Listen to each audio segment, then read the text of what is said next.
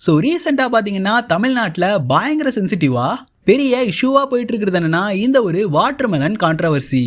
அது என்ன பஞ்சாயத்துனா, கொஞ்ச நாளைக்கு முன்னாடி ஒரு ஃபுட் சேஃப்டி ஆஃபீஸர் இந்த மாதிரி வாட்டர்மெலன்ல கலர் கலக்குறானுங்க, நீங்க தயவு செஞ்சு அதெல்லாம் சாப்பிடாதீங்க அப்படின்ற மாதிரி ஒரு வீடியோ போட்டிருப்பாரு. உண்மையாவே அவர் சொன்ன மாதிரி வாட்டர்மெலன்ல கலர் கலக்குறானுங்களா, இல்ல அவர் தான் மக்கள் கிட்ட உருட்டி இருக்காரா? முதல்ல அவர் சொல்ற மாதிரி எல்லாம் வாட்டர்மெலனுக்கு இந்த சிகப்பு சிறப்பெல்லாம் ஊசி மூலமா ஏத்த முடியாது.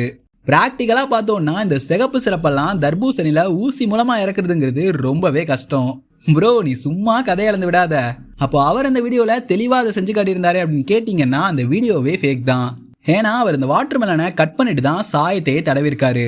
இவர் இப்படி தவறுதலா வெளியிட்ட இந்த வீடியோனால வாட்டர்மெலன் சேல்ஸ் டவுன் ஆயிட்டு விவசாயிகள் பயங்கரமா பாதிப்புக்குள்ளாயிருக்காங்க.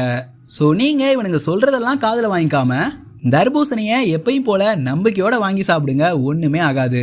முடிஞ்ச அளவுக்கு இந்த வீடியோவை